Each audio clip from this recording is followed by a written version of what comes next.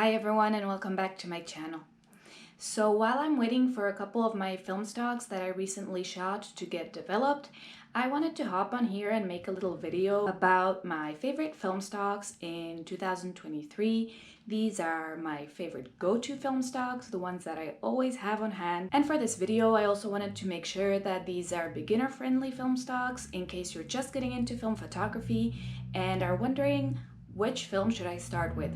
We are in a time when there is on one hand a shortage of film stocks and some companies are going out of business, but on the other hand so many brand new or respooled film stocks keep coming out, and so it can be a little bit daunting if you're a beginner or even if you've been shooting film for a while and you're just standing in the middle of the store and you're wondering what is the best film stock I should get right now for whatever occasion. I know personally I was very overwhelmed when I started shooting film. I went to my local lab and I was just standing there staring at the shelves packed with different film stocks, different color boxes, and I felt completely lost. Today I'm really happy about all the choices that we have available to us because you might know that more than anything I just love experimenting with new film stocks, trying out things I haven't tried before. However, these are the three films that I make sure to always have in my fridge because I just know that I can rely on them for consistent results. In this video, I will only be addressing color negative film stocks, so I'm not going to be talking about slide films, and I'm not going to be addressing black and white film stocks either because those deserve a whole separate video on their own. So what exactly do I look for when I'm choosing my film stock?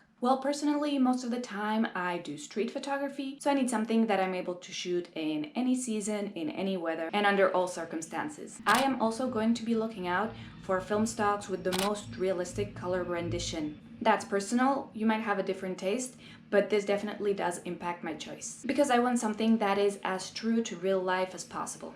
Like I said, I also wanted to focus on film stocks that are beginner friendly, so I believe that these three will be perfect no matter what experience level you're at. And also, quite importantly, these three film stocks will not break your wallet, which is really something nice in the current market where film stocks can go past $20 a roll. So let's get right into the first film stock, which is probably my #1 choice for street photography and for my day-to-day needs. And that is the Kodak Ultramax. I have also reviewed each one of these film stocks in separate videos, so if you want to know more in-depth information, feel free to check them out in the playlist. They are probably going to be much more detailed than what I'm going to be telling you today. So the Kodak Ultramax was previously known as Kodak Gold 400 and has existed for many decades. So you will find this slightly vintage feel, which is not too overwhelming, but it is going to be slightly reminiscent of film stocks from the 80s and 90s because it is from the 80s and 90s. There is a reason why the Kodak name is such a staple when it comes to film photography. For me, they really bring the highest possible quality to the table. They are always reliable, and I know that I can trust them to have consistent results with every single roll I buy. The Ultramax is probably my favorite out of all the Kodak films. Again, that might be specific to me because I like street photography. So for example, for portraits, you might prefer the Ektar 100 or the Pro Image 100, which have a slightly lower grain than the Ultramax. But again, it is at the cost of them maybe not being as flexible when it comes to lighting. The Ultramax has an ISO of 400, so it's medium speed, and I have shot it on sunny days, I have shot it in the fall on overcast days, or at dusk, and I have never had any issues with the film not being fast enough for whatever I needed. The Ultramax is also great when it comes to exposing your highlights and your shadows, and so it does really well in mixed light conditions, which may be a little trickier to handle for other film stocks. Like I said, grain is present, a little more so than in the 400 ISO Kodak Portra, for example, but this film stock is so much cheaper and its grain has never been an issue for me, not once, even when it comes to zooming into your photos or enlargement. It carries an exceptional amount of detail and I consider it to be almost negligible. The Ultramax also does great with backlit subjects, and I just consider it to be the universal film stock for anything. I find the color rendition of this film stock to be just perfect. It is not too warm, it's not too cool, and I find it to be very realistic and neutral, while the colors are still vibrant and saturated. Skin tones also look really great on this film stock, especially in natural light. And all these reasons are why it's just my #1 choice. Now, the second film stock is also in the 400 ISO category. I do have the street photography bias, so I always look for medium speed, but it is the Lomography Color Negative 400. Similarly to the Ultramax, I think that it still does really good with mixed light conditions, and even though I have found its colors to be slightly more saturated than the Ultramax, it still falls completely into the realistic realm for me. With this film stock, I found skin tones to be slightly warmer, and when it comes to lighter skin tones, they tend to be slightly more pink or more orange. But what I do is I slightly decrease the warmth or the saturations on my scans, and we're back in natural realistic territory.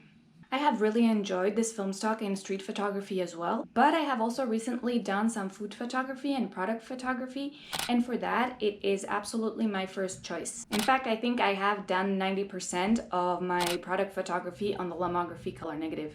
This is on one hand because if I'm not shooting these products in my house where I can control everything, including light, I can still really rely on the film stock to perform well, and I just absolutely love how much they make the colors pop. Now, the grain of the Lomography Color Negative might be a little bit more present than on the Ultramax, but still without being obnoxious, and within my personal style and my personal preference, I find that this slight grain really brings about this unique character to the photos, which I really enjoy. Again, I can always count on this film stock for consistency and just quality results across the board. Now, to slightly break up this trend of 400 ISO film stocks, this third and last film stock that I'm going to be talking about is slightly slower and just a little less classical or typical as far as the results it provides. And that is Kodak Vision 3 motion picture film. It is sold under various different names and from different brands. Among others, I have, for example, shot the Silver Salts 250D, but it always comes down to re-spooled motion picture film from Kodak.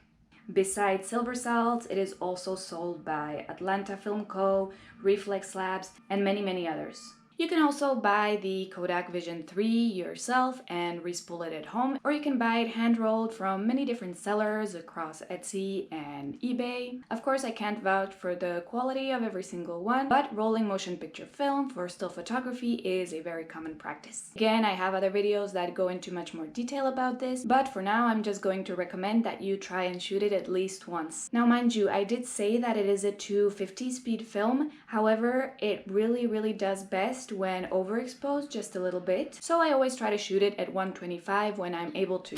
This of course means that you might need more light than with the other two films that I talked about, but besides this, it is still a very reliable film. It has been used in Hollywood for many years. You have seen it on your screens before. And again, it's essentially repackaged Kodak, and with Kodak, there is always this quality standard that you can rely on. Again, with this film stock, the colors are just beautiful, very realistic, but also slightly cinematic, which I don't really know how to describe, but you can see it for yourself in the photos.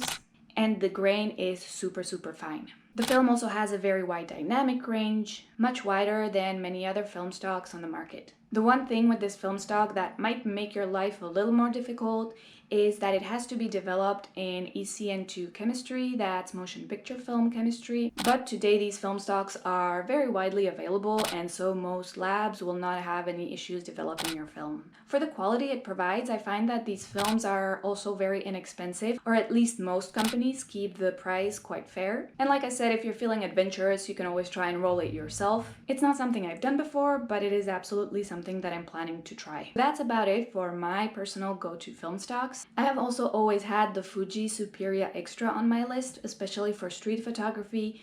Unfortunately, this film stock has recently been discontinued, which makes me really sad because I loved shooting it. So I at least want to give it an honorable mention and thank it very much for its service. Fuji is now selling a new 400 speed versatile film stock, but rumor has it that it's actually repackaged Kodak.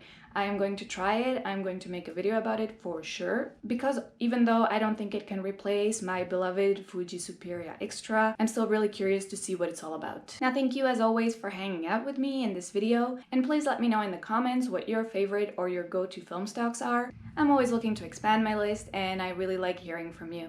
And in the meantime, please take care, take some beautiful pictures, Life deserves to be captured, and you're always gonna love looking back at it. Please subscribe if you would like to see more. Don't be a stranger. And with that, I'm going to see you very soon in my next video. Bye bye.